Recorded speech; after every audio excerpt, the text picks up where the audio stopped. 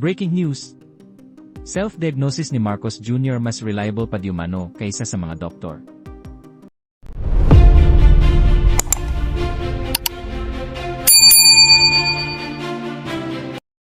Umani ng tanong at reaksyon ang pahayag ng Malacanang na hindi na raw kailangan ng medical bulletin sa kalusugan ni Pangulong Ferdinand Marcos Jr. sa kabila ng kanyang pagkakadiagnose ng diverticulitis. Sa isang Palas briefing, ipinaliwanag ni Palas Press Officer Yuse Claire Castro na karaniwan lamang naglalabas ng medical bulletin kung seryoso o life-threatening ang kondisyon ng isang opisyal na anyay hindi naman ang kaso ng Pangulo. Kung sinabi ng Pangulo na hindi ito life-threatening, bakit kakailanganin ngayon ang medical bulletin? Mas reliable po siguro na ang Pangulo ang nagsasabi ng kanyang nararamdaman, katawan naman niya po yun. The President skipped the event earlier this morning here in Malacanang, and Executive Secretary Ralph Recto mentioned na in-advise po ng doctors na magpahinga po muna si Pangulo for a week. Can you provide us po kung ano po yung specific improvements sa kalusugan ng Pangulo based on the notes of his medical team? Ngayon po, umatin po siya sa oath-taking po ni General Natartes Jr. Kaya masasabi po natin na gumaganda, umiigi, umaayos po ang kalusugan ng Pangulo. Matapos po siyang ma-diagnose ng doktor patungkol sa diverticulitis. Wala po ba siyang na-mention kung nakakaramdam po ulit siya ng mga pain or any pananakit sa katawan? Sa akin, personally po, wala po. One last lang, ma'am. May kumalat din po kasi na message yesterday to some reporters saying the President's acute diverticulitis has deteriorated severely due to drug use. Nagkaroon din umano ng cyst and showed clear sign of perforation, which could lead to a life-threatening complication if not addressed immediately. How true is this, ma'am? Anong source natin yan? May mga, sa Viber lang po, ma'am, may mga naka-receive po sa iba sa amin from a unknown number. Kung unknown number yan, di unknown din ang source niyan. So kung unknown ang source niyan, so malamang gumagawa ng kwento yan. So huwag natin masyadong paniwalaan ng mga kumakalat sa social media nang walang hindi verified at walang ibang source. Last na lang, ma'am. Can we expect the President po na umattend ng mga activities outside the palace this week or next week? Sa ngayon po, hindi po natin masasabi. At ang sabi nga po ni A.S. Ralph Recto ay pinapa-relax muna ang ating Pangulo. Pero sabi po natin, umattend po siya ng activity ngayon, nakakapagkaroon po siya ng private meetings. So umiigi po ang kalusugan ng Pangulo. Thank you. Reminder lang po, one question and one follow-up. Next po, Tuesday New DZWB. Hi ma'am, follow-up lang po sa health condition ni Pangulong Marcos.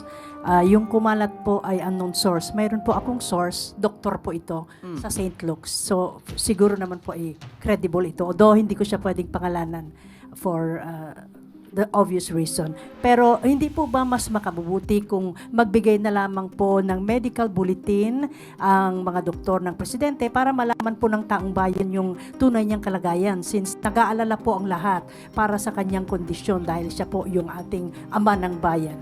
Kung doktor po yan ng St. Luke's, siya po ba ang doktor ng Pangulo? Hindi po tayo maaaring magbigay ng anumang opinyon kung hindi naman manggagaling mismo sa doktor ng Pangulo at hindi manggagaling sa Pangulo. Sinabi po ng Pangulo, hindi po life-threatening, nakaramdam po siya ng konting sakit, at yan naman po ay tinutugunan ng kanyang mga doktor. At ngayon po ay nakikita natin sa iba-ibang activities katulad po ng oath-taking sa harapan po mismo ni General Natartes, makikita at naka-attend pa po siya ng EDC. Halos umabot po yata ito ng 2 oras. So, hindi po tayo makakatugon sa mga source na hindi nababanggit kung kanino galing. Yung medical bulletin from the doctors themselves po, hindi pa pwede mas makabubuti kung sila na mismo ang magbigay ng medical bulletin. Sa ating pagkakaalam po, pagka naglabas ng medical bulletin, dapat si serious illness. Kung sinabi ng Pangulo na hindi ito life-threatening, so ba't kailanganin po sa ngayon ang medical treatment? Medical bulletin. Samantalang kami naman po ay nagpo-provide sa inyo kung anong ang kalagayan ng kalusugan ng Pangulo. Mas reliable po kasi pag doktor ang nagsalita, ma'am. Mas reliable po siguro mismo ang Pangulo nagsasabi kung ano po ang kanya nararamdaman.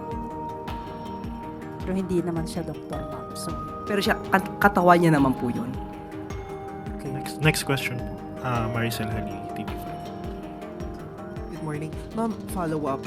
Yesterday you mentioned po na back to normal na yung activities ni PBBM, but it seems that he's still choosing which activities to attend.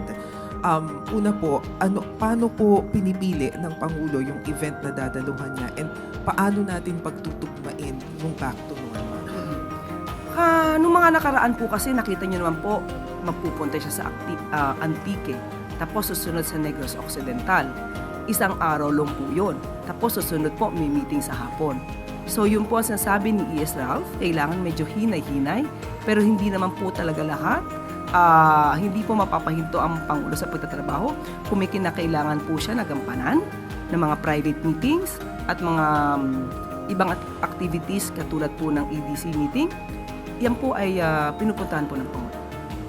For example, yung kanina ma'am, within the palace lang naman yung event. So why did the president decide to skip the event kahit na nasa loob lang siya ng palasyo? So ano po yung nagiging factors to decide na okay, pwedeng dumalo dito ang Pangulo, dito wag muna? Nasa prerogative na po ng Pangulo yon. Kung nararamdaman niya po na ito muna ay dapat atinan muna ng mga alter ego ng Pangulo, yun po. Yun naman din po ang in-explain ni E.S. Reflecto. Okay, ma'am. Ayun po.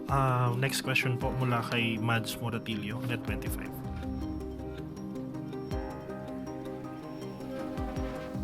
Hi, ma'am. Ma'am, kahapon nagkaroon ng meeting si Davao City Mayor Baste Duterte and Chinese Ambassador to the Philippines, Chin Kwan. Pwede pong mahingi yung reaksyon ng Malacanang given na may issue ngayon yung Chinese Embassy regarding sa issue ng West Philippine Sea na nagkaroon ng meeting yung anak ng former president. Ano pong reaksyon ng Malacanang dito? Thank you. Wala magiging reaksyon ang Pangulo at ang Palasyo kung ano man ang ginagawa ng mayor ng Davao City. May kasabihan nga na tayo, no? Buntat niya, hila niya. Kung ano pong ginagawa niya, consequence niya po. Wala pong magagawa ang Pangulo sa anumang ginagawa ng anumang mayor, provided na naman ito ay hindi labag sa batas. Huling tanong po, Chloe Hofana, Business Bureau. Morning po, Yusek. How does Malacanang respond to recent downgrades by international institutions, including the ADB, World Bank, S&P Global, and AMRO, of the Philippines' 2025 and 2026 growth outlooks ahead of the release of the full year 2025 GDP figures tomorrow? Actually, natanong mo yan kahapon, kaya ginawa ko ang aking assignment. Okay, tinanong po natin at ito po ang mensahe. And I quote, "The government takes note of the recent downward revisions by international financial institutions to the Philippines fiscal year 2025 GDP growth forecast ahead of the official GDP release. These revisions reflect lingering global uncertainties, tighter financial conditions, and the moderation in domestic activity observed in the third quarter this year. Nonetheless, the Philippine economy grew by 5.0% in the first 3 quarters of 2025, and we acknowledge that more prudent government expenditures, especially on infrastructure due to the flood control scandal, affected growth in the fourth quarter.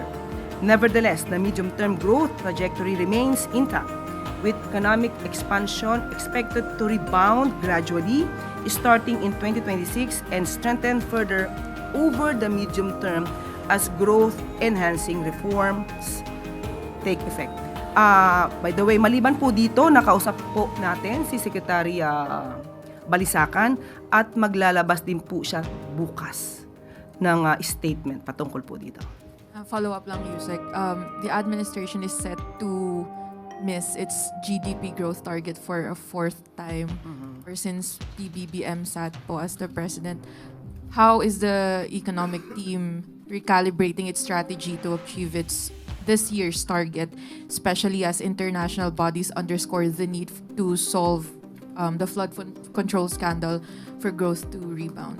Well, sabi naman ng Pangulo, pagdadaanan po talaga to dahil pinili po niya na magkaroon ng pag-iimbestiga patungkol po sa mga anomalyang flood control projects. Yan naman din po ang naging factor. Isa sa mga factor na nakaapekto sa ating economic growth.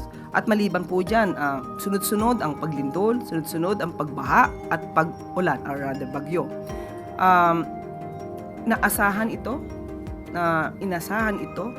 at muli hindi naman niya hindi niya pa rin pahihinto ang pag-iimbestiga tungkol sa maanumalyang flood control project. Pero inutos po niya na mas pagandahin pa po ang ating plano para mas magkaroon ng maraming trabaho, mag-generate ng income, pati po ng mga turismo. Isa lamang po ito sa mga agenda po na gagawin ng ating mga ahensya ng gobyerno. Sorry, last na po, Yusek. So nakita na po ni Pangulo ang full year GDP report for tomorrow. For the 2025, yan po ang re-report bukas ni Secretary RC. Nakita niyo. Opo. Thank you, Yusek. May huling tanong kay Sam Medinili. Ma'am, itanong lang rin namin kung may naging reaction po ba si President doon sa yung nakita niya yung report regarding sa GDP. Ito po, aking babasahin. Yan din po ang tinanong nyo kahapon. Slowdown in growth last year and lower projected growth this year are the result of lingering geopolitical tensions and the impact of the flood control issue on disbursement and investment. Once the reforms on budgeting and disbursements and project monitoring initiated last year take ground, and with recent investor-friendly reforms and sound macroeconomic fundamentals, we could expect better GDP growth in the coming periods. Pero ang detalye po nito muli ipapalabas po bukas po ni Secretary RC. Pero yung position po ni Pangulo, was he satisfied with the explanation from the economic? Or meron po ba siyang parang binigay na instruction for the economic team to improve its parang mga programs para ma-improve pa po yung GDP? Ito po ang sagot naman, Secretary Go. Gusto ng Pangulo ay dumami ang investments para magkaroon ng maraming quality jobs and higher employment to reduce poverty. Inflation is well controlled at pinapaalala ng Pangulo na bantayan ng gobyerno para po it will remain low. Yan po ay ayon po kay Secretary Frederick Go. Pero yun nga po, muli nating uulitin. At dahil nga dito sa maraming naging ingay na dala ng pag-iimbestiga ng maanumalyang flood control project, talaga po nakaapekto sa ekonomiya. Pero wala pong magagawa kung hindi talaga pong linisin ang ating bansa mula sa korupsyon at kailangan magpaimbestiga para mapanagot ang mga sangkot. Dahil kung hindi ngayon, kailan? Kundi ang Pangulong Marcos Jr., sino? Yun na po ang huling tanong. Back to you, Yusek. Maraming salamat. Karagdagang 47 vendor kiosk sa Pasig River Esplanade sa Intramuros binuksan kagabi. Bilang suporta sa mga maliliit na negosyante sa bansa, pinangunahan ni First Lady Liza Marcos itong Martes ng gabi ang pagbubukas ng panibagong 47 vendor kiosk at 18 chambers na may 22 local businesses sa kahabaan ng Pasig River Esplanade. Ito ay kabilang sa 80 units na planong itayo sa nasabing pasyalan na siya namang bahagi ng proyekto ni Pangulong Ferdinand R. Marcos Jr. na Pasig Bigyang Buhay Muli Project. Layunin nitong buhayin muli ang Ilog Pasig bilang sentro ng pangangalaga sa kalikasan, pagmamalaki sa kultura at inklusibong pag-unlad ng kabuhayan sa bansa. Ipinapatupad din sa lugar ang mas maayos na waste management system dahil sa pinapairal na clean as you go policy. May mga disenyo ring nakatuon sa kapakanan ng mga tao na humihikayat sa mga bisita na pangalagaan at pahalagahan ang Ilog Pasig. Pinangunahan ito ng Office of the First Lady, katuwang ang Office of the Presidential Advisor for Pasig River Rehabilitation, Metropolitan Manila Development Authority at ng Intramuros Administration. Nagbigay naman ng teknikal na suporta ang Mega World Corporation sa panimulang yugto ng operasyon ng Pasig River Esplanade. Bukas, araw-araw, ang Pasig River Esplanade habang ang mga maliliit na negosyante ay nagbubukas muli alas 4 ng hapon hanggang alas 12 ng hating gabi. So, ano pang hinihintay nyo? Bumisita na sa Pasig River Esplanade, saksihan ang mga pagbabago sa Ilog Pasig at tikman ang mga lutong Pinoy.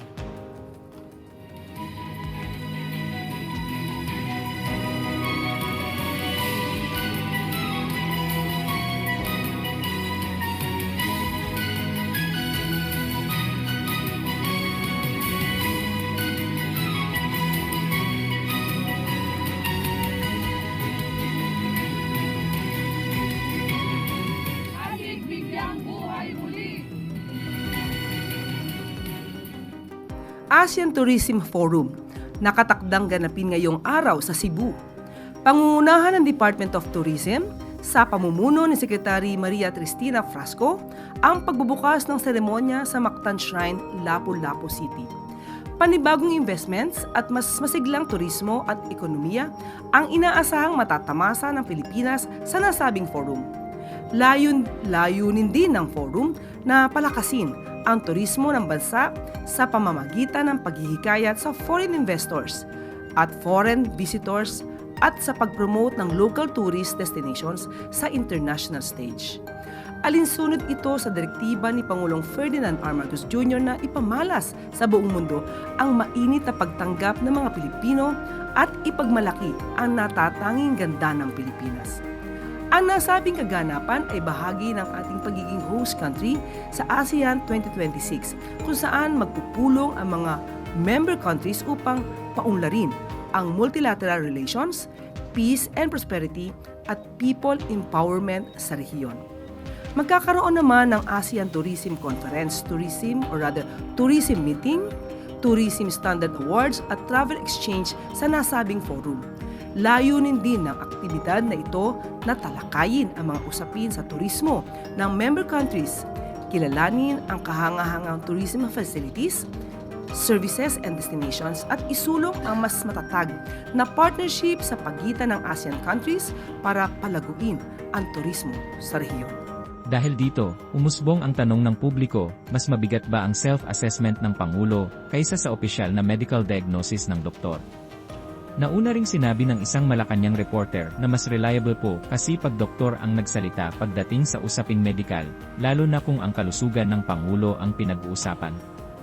Subalit tila sinagot ito ng palasyo sa paggiit na sapat na ang paliwanag ng Pangulo mismo tungkol sa kanyang kalagayan. Bagamat hindi nadaluhan ni Marcos Jr. ang ilang pampublikong aktibidad, kabilang ang Pagpupugay 2025, parangal sa mga lingkod, iginiit ng Malacanang na bahagi lamang ito ng medical advice na magpahinga. Sa huli, nananatiling hati ang opinyon ng publiko sa usapin ng kalusugan ng Pangulo, sino ang dapat mas paniwalaan, ang doktor o ang Pangulo mismo? At kung kayo naman ang tatanungin mga kababayan, ano kaya ang inyong reaksyon at komento sa balitang ito? Please comment down below at huwag na rin kalimutang i-like at share ang ating video. Thank you for watching.